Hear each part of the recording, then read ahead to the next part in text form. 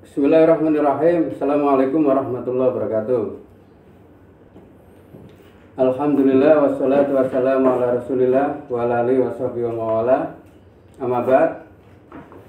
Anak-anak kelas 12 Madrasah Aliyah MQ, untuk sekarang yaitu pertemuan kedua dari materi Qawaid Fiqhiyah,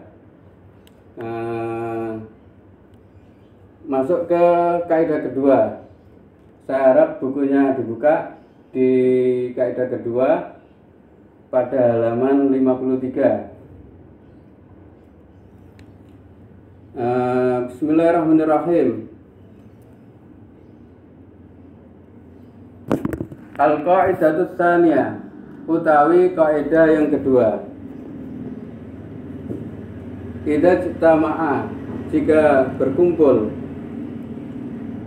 apa al-halalu barang kang halal, wal haramu lan barang yang kang haram, liba dan menengaken apa al-haramu barang kang haram. Saya ulangi. Idza jtama al-halalu wal haramu libal haram, jika berkumpul barang yang halal dengan barang yang haram, jika berkumpul barang yang halal dan barang yang haram, dimenangkan yang haram. Artinya ada dua sesuatu atau dua benda bercampur. Yang pertama benda haram, yang kedua benda halal, atau yang pertama benda halal, yang kedua benda haram, maka dimenangkan yang haram. Itu kaidahnya. Idza jtama'a al-halalu wal haramu libal haram. Contohnya misalkan air, misalkan khamr, khamr bercampur dengan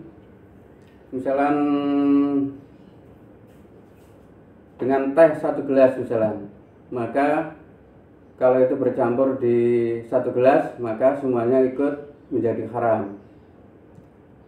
Atau minyak babi di bumbu masak dimasukkan ke sayur di satu panci misalnya, maka sayur yang di satu panci itu, misalnya sayur mie misalnya di satu panci, kemudian kemasukan minyak babi hanya 1 sendok misalnya, maka semua sayur itu yang aslinya halal berubah menjadi haram karena bercampur dengan minyak babi. Minyak babi haram, sayurnya halal. Nah, ketika bergabung dan bercampur menjadi satu, maka dimenangkan yang haram.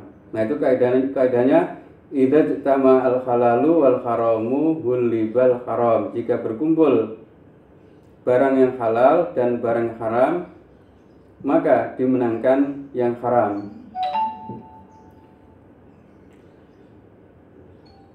Auradahu, wis nekaken hu ing kaidah ing asya'an gitu, sapa jamaatun segolongan ulama, hadisan ing hadis bilafzin kelawan lafaz, majtama'a ora berkumpul apa al-halalu barang kang halal, wal haramu lan barang kang haram, illa kejaba wallaba ngalaken apa al-haramu barang kang haram, al-halala ing barang kang halal. Jadi selagi ada barang halal bercampur dengan barang haram, maka barang yang haram mengalahkan barang yang halal. Semuanya ikut menjadi haram.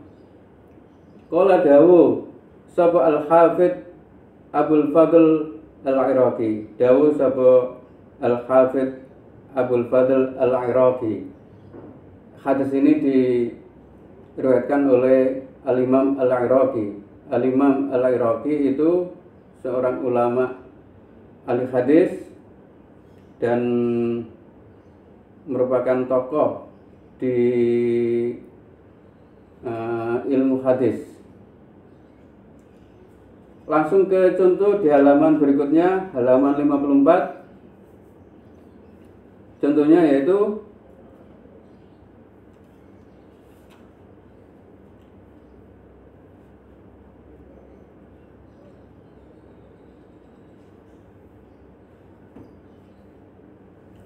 di halaman 54, wa minha lau istabaha lahmun mudakka bilahmin maitatin aula bani bakorin bila bani atanin. Kalau bercampur daging yang disembelih dengan daging bangkai, aula bani bakorin utawa susu sapi, bila bani atanin kelawan susu bangkai. Jadi ada air susunya sapi yang masih hidup tercampur dengan air susunya sapi yang sudah mati, bercampur, maka semua susu itu menjadi haram. Atau dagingnya bangkai bercampur dengan dagingnya yang disembelih. Misalnya ada orang mencampur dagingnya sapi yang hasil sembelihan dipakai bakso misalnya, dicampuri dengan daging dari bangkai misalnya, maka semua baksonya itu menjadi haram karena bercampur antara yang halal dan yang haram. Jadi selagi ada bercampur antara halal dan haram, maka dimenangkan yang haram. Au ma'un wa baulun, utawa banyu lan air kencing. Ada air bercampur dengan air kencing. Misalkan airnya itu satu timba misalkan, terkena air kencing misalkan hanya misalkan setengah gelas misalkan, maka semua air itu menjadi haram kalau bercampur. Jadi bercampurnya barang halal dengan barang haram, maka menjadikan semua menjadi haram.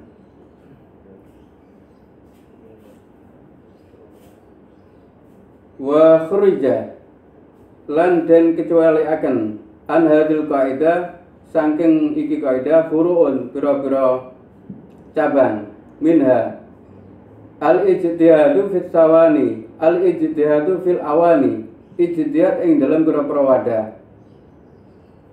Al ijtihadu fil awani, ijtihad ing dalam pira-pira wadah. Wasiyab lan pakaian, pira-pira pakaian. Al mutanajisu kang najis ba'dhuha, sebagian wadah atau sebagian pakaian, fa innahu yajuzu, mongko dihukumi boleh kalau ada wadah atau pakaian sebagian najis bahannya dan sebagian tidak. Wala yajibu lan ora wajib ijtinabuha, menjauhinya. Jadi ini pengecualian dari kaidah. Jadi kalau ada gentong misalkan yang dibuat dari tanah, dibentuk gentong kemudian dibakar, nah kecampuran kotoran sapi misalnya di dalam tanahnya itu, maka ketika dibakar kotoran sapi yang bercampur tanah itu kemudian menjadi gentong bercampur tanah, maka gentong yang bahannya tanah dan ada campuran kotoran sapinya itu boleh digunakan, tidak membuat airnya najis, karena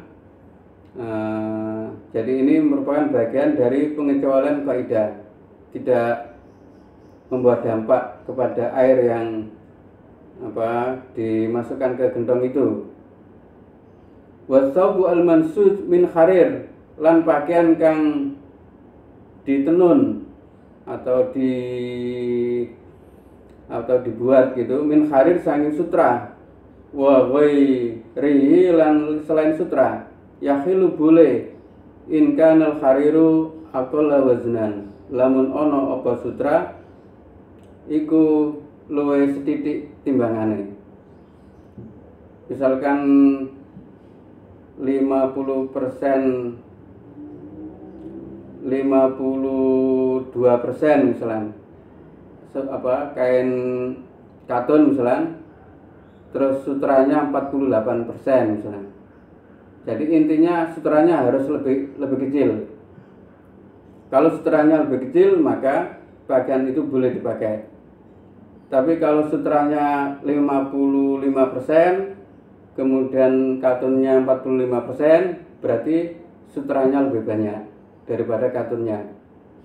Maka ketika bercampur bahan pakaian itu dengan campuran sutra dengan katun, dan katunnya lebih sedikit, maka pakaian itu menjadi haram untuk digunakan. Nah, itu kena kaidah idza jama'a al-halalu wal haramu hulibal haram. Kalau bercampur barang yang halal dan barang yang haram, maka dimenangkan yang haram. Wa minha law roma. Wa minha lan iku setengah saking al-qaidah law roma, lamun melempar sapa wong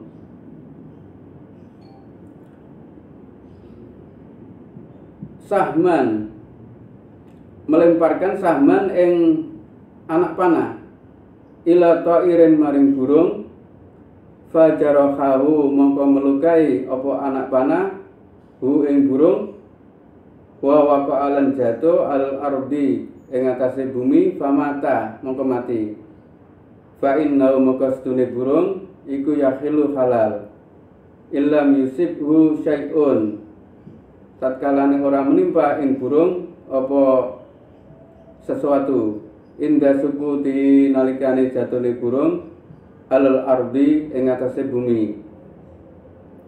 Jadi kalau ada orang memanah burung di pohon misalnya, kemudian terluka burung itu, kemudian jatuh ke tanah, dan ketika jatuh itu tidak tertimpa sesuatu dan burung itu mati,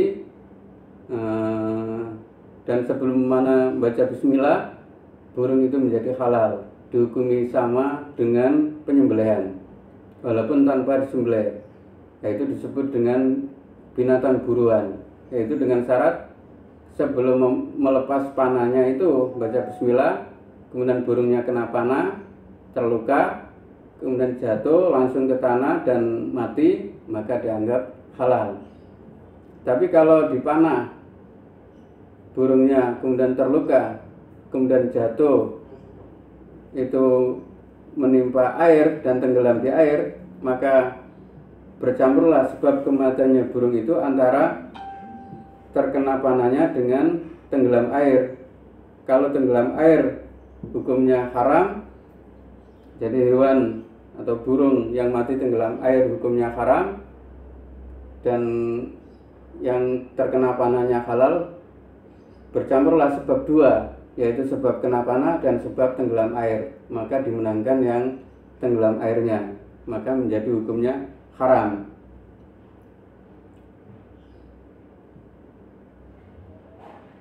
Wa kadza lan mengkono-mengkono, wa minha lan iku setengah saking kaidah muamalatu man aksaru mali haram, ngadepi wong, mensikapi orang yang mayoritas hartanya adalah haram. Bagaimana kita diberi sedekah, diberi bantuan oleh orang yang harta kekayaan yang dimilikinya itu didominasi sumber dari yang haram. Jadi dia membantu kita dengan hartanya, tapi dia mayoritas yang dimiliki hartanya itu haram. Misalkan dia bertani dan memelihara babi misalnya, bertaninya sedikit, memelihara babinya lebih banyak, harta kekayaannya yang dari babi lebih besar daripada dari pertaninya, maka bercampurlah antara sumber halal yaitu bertaninya dan dengan sumber haram yaitu memelihara babinya. Maka bagaimana kita dibantu oleh orang yang sumbernya hartanya ada dua seperti itu, yaitu halal dan haram. Bi'tibari aqidatil mu'amili, kelawan mempertimbangkan keyakinane wong kang ngadepi Jadi dari sudut orang yang menerima bantuan, tahu yang memberi bantuan itu sumber hartanya ada dua, satu halal, satu haram, dan yang dominan ada yang haram. Fa innaha la tahrum alal asah idza lam yu'raf ainul haram. Maka sedune menerima bantuannya orang yang maka sesungguhnya menerima bantuannya orang yang sumber penghasilannya didominasi yang haram itu tidak apa-apa, la tahrum ora haram alal asah ing atase kol kang asah idalam yu'raf ainul haram, ketika betul-betul tidak diketahui yang diberikan itu dari yang haram atau dari yang halal. Jadi ada orang sumber penghasilannya dari haram dan dari yang halal, kemudian membantu kita, membantu sampean, dan sampean tidak tahu yang diberikan ke sampean itu dari yang halal atau dari yang haram, maka hukum menerimanya boleh. Walakin yukrahu, akan tapi hukumnya makruh. Jadi intinya kalau ada orang punya dua sumber penghasilan pertama haram, sumber penghasilan kedua halal, kemudian membantu sampean, dan sampean tidak tahu yang diberikan ke sampean itu dari yang halal atau dari yang haram, maka hukumnya menerimanya boleh tapi makruh. Tapi kalau tahu yang diberikan ke sampean itu dari yang haram, maka tegas hukumnya adalah haram.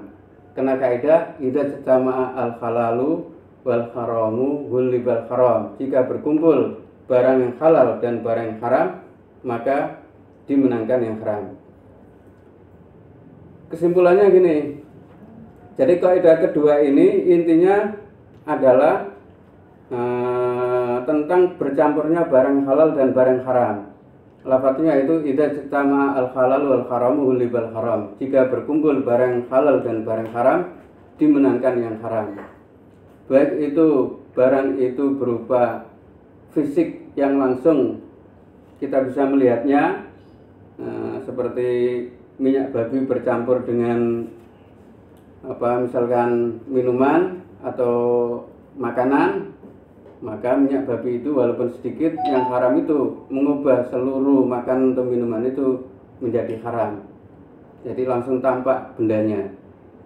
Dan kalau sesuatu itu misalkan seperti sumber penghasilan seseorang, maka kalau belum jelas yang diberikan ke kita itu yang halal atau haram, hukumnya boleh tapi makruh.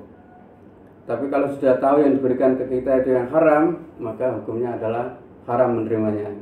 Ini pertemuan kedua dari materi Qawaid Fiqhiyah kelas 12. Mudah-mudahan bisa memahaminya, dan saya harap ditelaah ulang di kitab dari rekaman ini ada di halaman 52 dari kitab Idahul Qawaid Al-Fiqhiyah. Cukup sampai di sini. Ila liqa akhirul kalam. Wassalamualaikum warahmatullahi wabarakatuh.